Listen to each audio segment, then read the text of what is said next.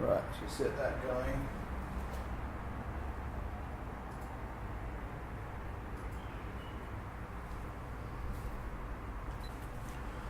Okay, Dave. Are we on, are we? Yeah. So, can I ask you, do you live with uncertainty in your life? Yeah, everyone lives with uncertainty. But I mean the bigger questions, you know, like the deeper questions and things about why we're here and things like that. Oh, do I live with it in my life? Yes, I consider it all the time. Too much, I think. Well, no, I consider it all the time. It's neither good nor bad. I won't put a value judgment on it. It's just how it is. You just accept it. I accept that that's what I do, but I don't accept uncertainty. I don't. I'm beginning to. I'm beginning to accept there's limits on what the human animal can know. Yeah. So do you think that do you know there's uncertainty? Is that? Well, yeah. I hadn't thought of it like that before, but yes, that's indubitable So, knowledge, isn't it? If you know there's uncertainty, would you say one of your goals would be to accept that the uncertainty in things? In short, yes, but You want to expand on where the but is there? well, as I'm thinking out loud, really, I might not do a particularly good job. There's some things which are completely beyond our control, maybe most things, but I can plan for the future to some degree,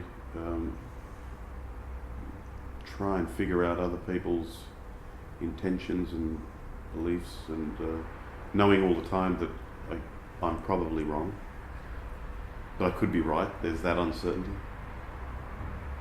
Philosopher Daniel Dennett called it the intentional stance, where we're wired up from evolution to do that, to treat even non-living things as agents. So he talks about if you're playing a computer chess program, even if you know all the physics, you know everything that's done in the computer, the best way to beat it is to treat it as an agent that has intentions and beliefs, and we attribute them to spiders and everything. You want to catch a spider and kill it, you don't think, well, a light is showing. You think, I want to kill this thing. Yeah. It's running there. He's doing or she's doing that. So yeah. Anyway, so there's some things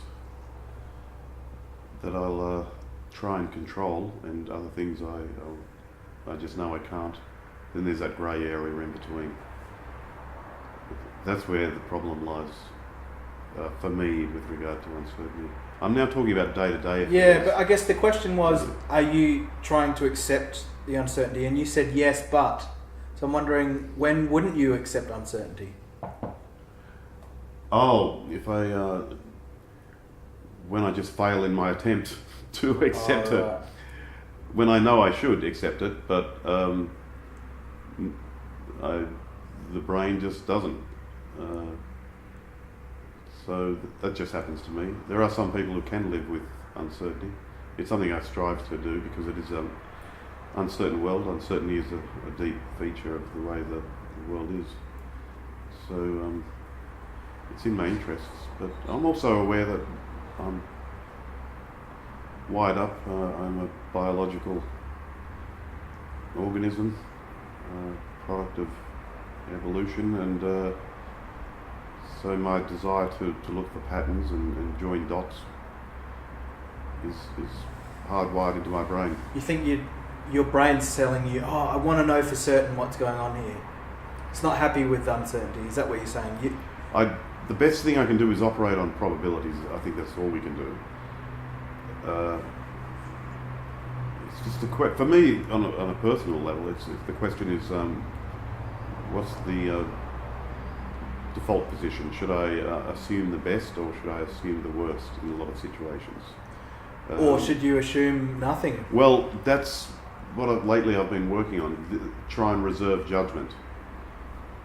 And That's a difficult one for me to do. Well, that's the essence of uncertainty, isn't it? Saying, I don't know, and I'm not going to make a call either way because I don't know.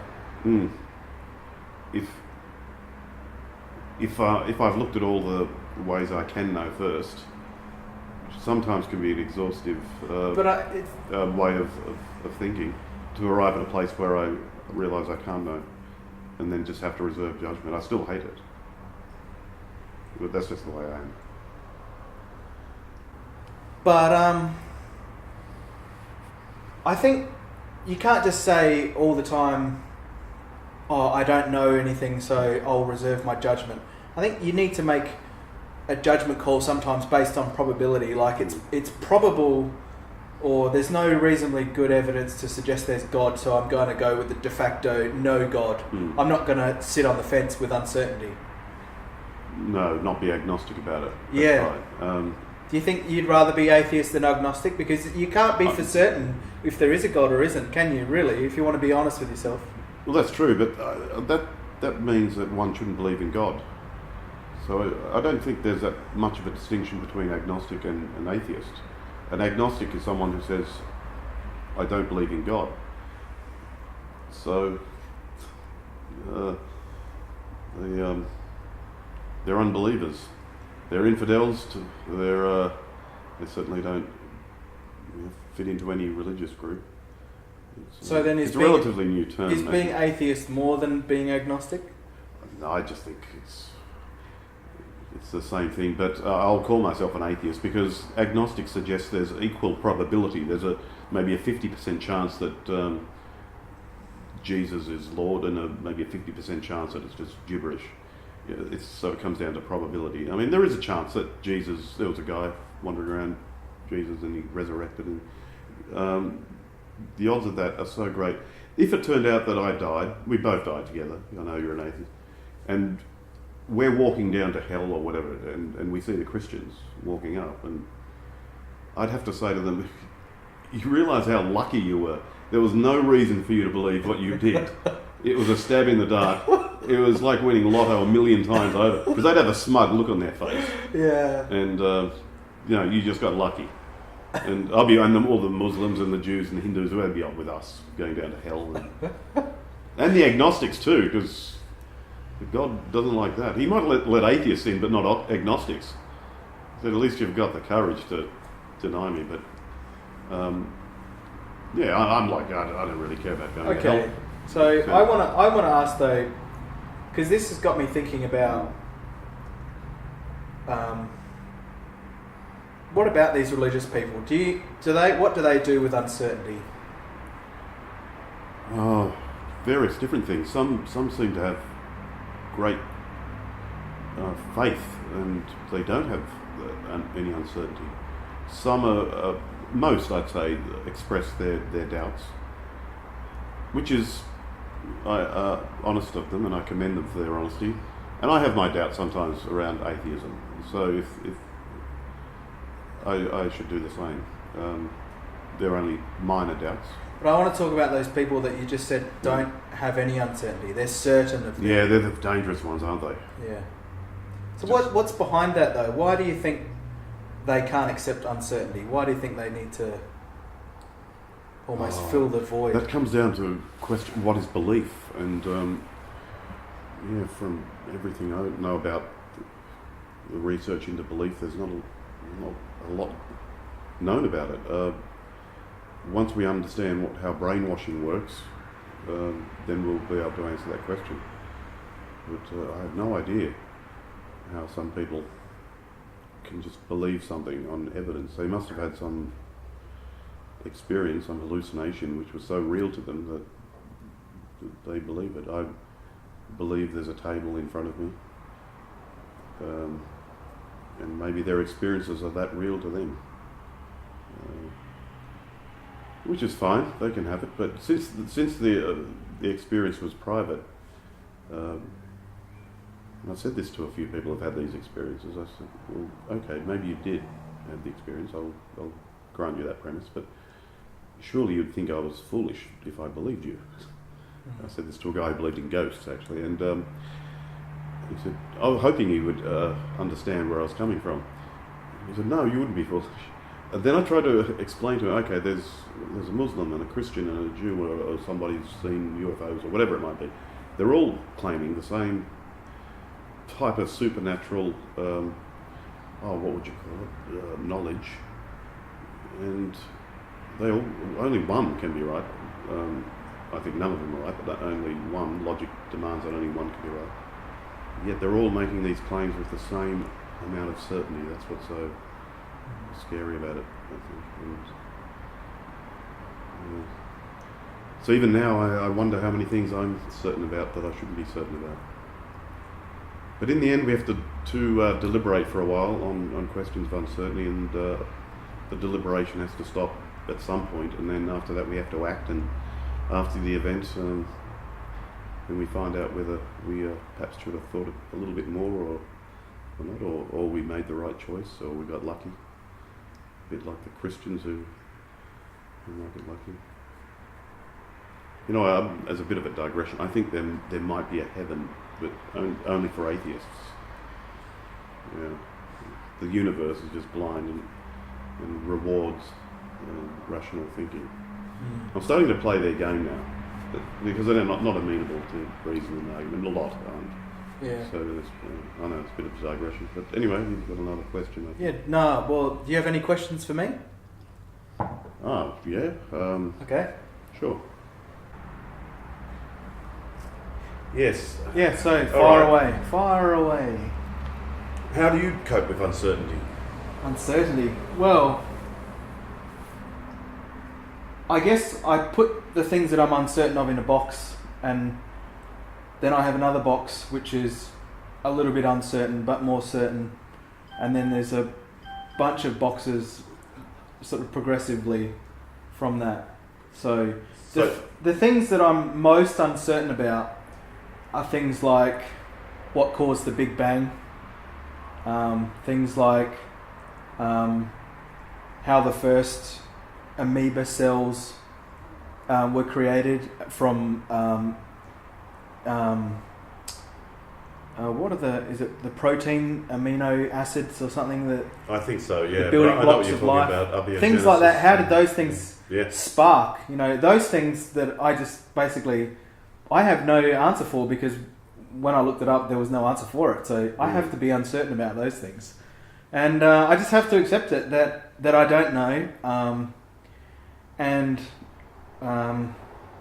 maybe in the past I might have entertained the idea that God created the Big Bang and God created life, but then I wonder, how did God get created? And that there's a question of uncertainty about how God was created. So then I think you're still left with uncertainty. Even if you solve the riddle, you're still left with this uncertainty of, but what about... It's just... Yes, that's one of the problems with the God concept is it just pushes the problem back one step. Yeah. And I don't think that's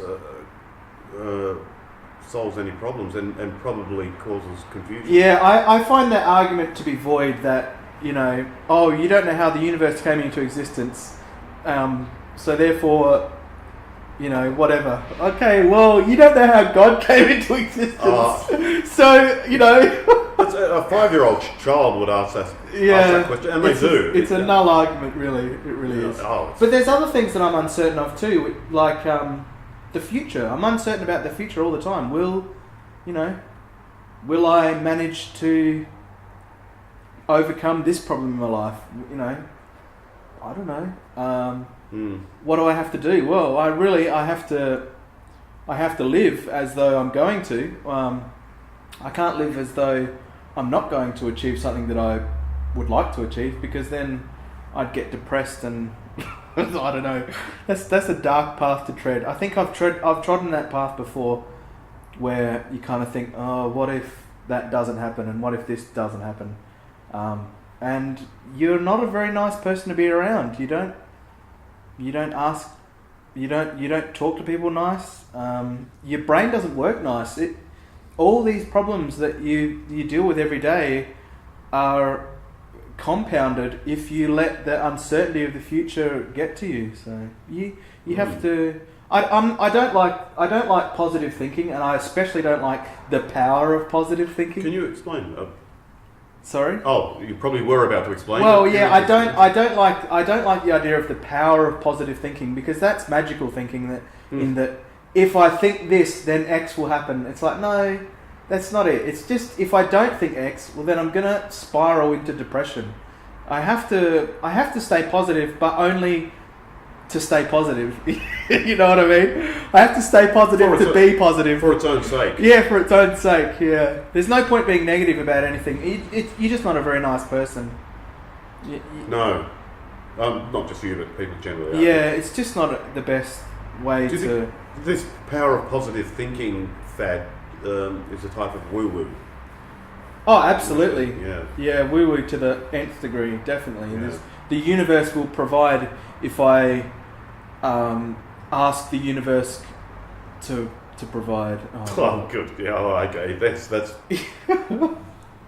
woo-woo to and an extreme. It's supported by all these quantum mechanical physicists, you know, that there's uncertainty in quantum mechanics, and we deal with it by the power of positivity, you know. Right, I can't see the link. Can you? Well, no. I mean, what if you believe you're going to find the Higgs boson, then you find the Higgs boson? I mean, come on. If you tried to tell the people that found the Higgs boson that it was just because they believed they would find it, they would have a big argument with you. There would be something for them to say. Well, they'd call security. You know. Yeah. All right. Okay. You were speaking before about uncertainty, about the really big questions. How did inanimate matter start replicating and give rise to life? And what was the pre-existing material? How did it get there to start the Big Bang? Yeah. Probably insoluble questions, at least in our lifetime. Yeah. What about the more mundane? You did mention about the boxes. You're operating on probability. Or I think probability is a good tool to use with uncertainty. I guess it's easy. The thing that springs to mind, and I said it before, is about the future. Things about the future that you're uncertain of. But I guess there's other things that you can be uncertain about. You know, whether. I guess mainly it's the future, isn't it? You can be certain of the past to some extent. Yes. Oh, it's fixed. Yeah. With the future, can I ask you, earlier when you made reference to the future, did you mean, say, 5 years in the future as opposed to tomorrow or the next day? Oh, no, any amount of time, really. Oh, okay. I tend not to think too far ahead. I don't think it's very healthy to think too far ahead, because if you start doing something today because of something that could happen in 10 years,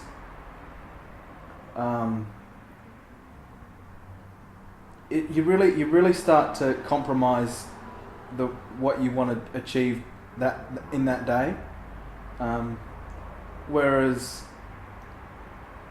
if you're that uncertain of if you're that certain of what you want to happen 10 years from now, right? You know the probability decreases on an exponential level the further you go into the future. So if you're certain something's going to be like this certain way in 10 years, and you say to people, "Oh, I'm going to do this in 10 years," and you hold true to that, that's a whole lot of uncertainty, and that's a very large odds that thing is going to happen in 10 years. Where at 10 days, I can predict what's going to happen to myself in 10 days. That's better. And so if I think, where do I want to be in 10 days? Okay, today, if I want to be there in 10 days, what do I have to do today or tomorrow to achieve that? The odds are a lot better for that. You know, but I guess the 10 years thing, I've got boxes for 10 years from now too. You know, like I've got a box of things that I'd like to be in 10 years, but but I don't get that box out very often. So again, it's a matter of degrees and probability. I think so. A bit like the weather predictions. Yeah, we make 10-day predictions, but not 10-year ones. I think with uncertainty, you really do need to say how uncertain you are. It's not black and white. You're not certain or uncertain. Uncertainty is on a line, a running line of certain to uncertainty, and you can never. Those things are theoretical extremes. I don't think you could ever be truly uncertain of something. So on, say, a scale of 1 to 1,000, 1 being indubitable absolute knowledge, certain absolute certainty, 1,000 being uncertainty, completely uncertain. As in, not even a hint. No, you'd have to be dead to have that kind of uncertainty. Where would you place a belief in a prime mover, a type of first cause, referred to as God, on that scale? Oh, between 1 and 1,000, where is God?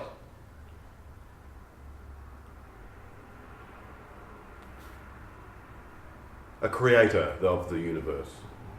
As in, see, I think the thing that gets me is that mathematically, theoretically and mathematically, there are higher order dimensions than if there are dimensions at all. So if you can say for certain that one dimension exists, as in a point, and you can say for certain that 2 dimensions exist, as in a straight line, right? And then you can say for certain that 3 dimensions exist, which is what we basically live in.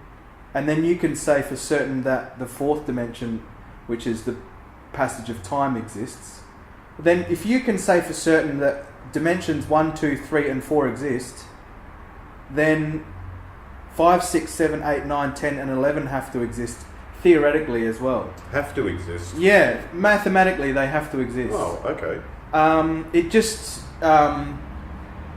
because of the way that the dimensions interact with each other, higher order dimensions must exist. But whether or not life exists in these higher order dimensions, or physics or matter or energy exist in these higher order dimensions, is very uncertain. But maybe in the 7th dimension or 8th dimension, there was life was possible, sentient life was possible, so the odds are getting slimmer. Sentient life was possible that can interact with the 3rd and 4th dimension. In the 7th dimension, slimmer odds again. So you're talking about, from my standpoint, you're talking about somewhere in the 900s, 950s, maybe even higher than 950. For the existence of a sentient being in the 7th dimension, who might have created this one. There's 4 dimensions. I have enough trouble with 3, but it seems to be a fact that it's 4 dimensions. You're saying that it's a mathematical fact that there is a certain amount of dimensions. Well, because mathematically, a point in space is a mathematical thing, and 1 point plus 1 point equals 2 points. That's maths. And then a line, right, is 2 dimensions. You can draw circles and triangles on 2 dimensions. Right. And then 3 dimensions is solids, which is the world. And then 4th dimensions is solids changing and moving. And that's 4 dimensions, And so basically, if 4 dimensions exist, and then there's the uncertainty of existence and reality. But if 4 dimensions exist, well then mathematically you have to follow through on the logic that higher order dimensions exist also. Well, so is there a possibility of an afterlife? Well, on that scale of 1 to 1,000, Well, yeah. where would you rank it? Where would you just speculate? If there's a higher order dimensional being, and there's only one of them, God knows why there'd only be one. God knows, that's a funny turn of phrase, but there wouldn't be just be one being in this seventh dimension if there was any beings. If there is any beings there's more than one. The odds of that are pretty high. So they might have created a whole bunch of universes. Hang on, the odds are high that there'd be more but what are the odds of... The odds of there being one or more beings in the seventh dimension, I think, is about 970, 980, something like that. 900.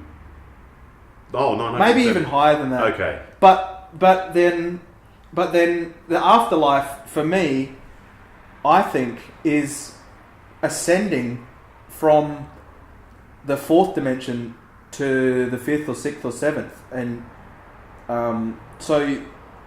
but it's difficult to kind of comprehend what life or sentience or consciousness would be for a being. I mean, a being is... These words are all fourth dimensional words. There's no words for the seventh dimension except seventh dimension.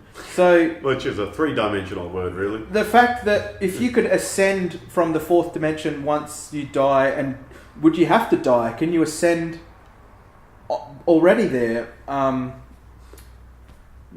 That's a difficult question. Well, we didn't expect to come into this world, 50 yeah, years but ago. we didn't. Here we are. I didn't try to come into this world. If you catch my meaning. No, you just hurled into it thrown into it as the existential. But I think that afterlife, that implies a certain sense of afterlife, not just life. Do you know what I mean? It's life and then afterlife. So there's life and then it's just a continuation of life, isn't it? Yeah. If there's beings in the seventh dimension, do they remember what it was like to be in the fourth? So it's possible that there's life, there's non-life, and then there's something else, or there's no consciousness. There's consciousness, and then there's something we can't even imagine. Not possible. I think that I don't think it's certain that this thing is possible. I'm glad to hear that we are the woo-woo warriors, and this is getting into woo-woo territory. It's definitely plausible. But I have to. The woo-woo warriors is a joke name. I do have to confess that the whole the probability when I was delusional was around the 200 or 300 mark. Okay. And now the probability, the uncertainty level is in the 980, 990 mark. So the moral of the story is not to give too much credence to delusional claims. No, I think the moral of the story is to be realistic about probability. Okay.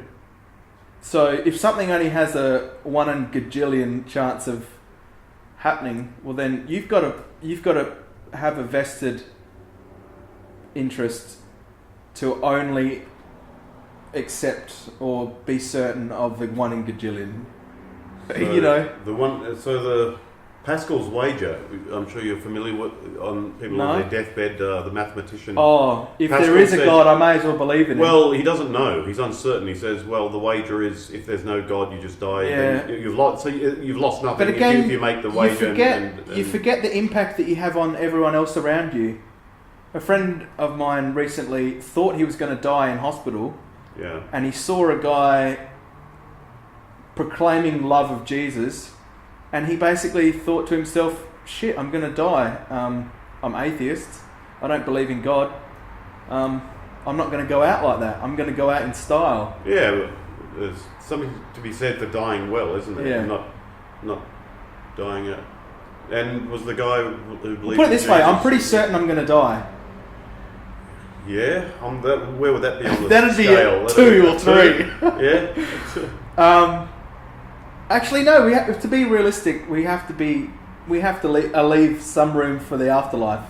Oh, well, But at least I'm going to die a mortal life. Is going to die, so I have to go out with style. Yeah, and well, that's something that I'd like to do too.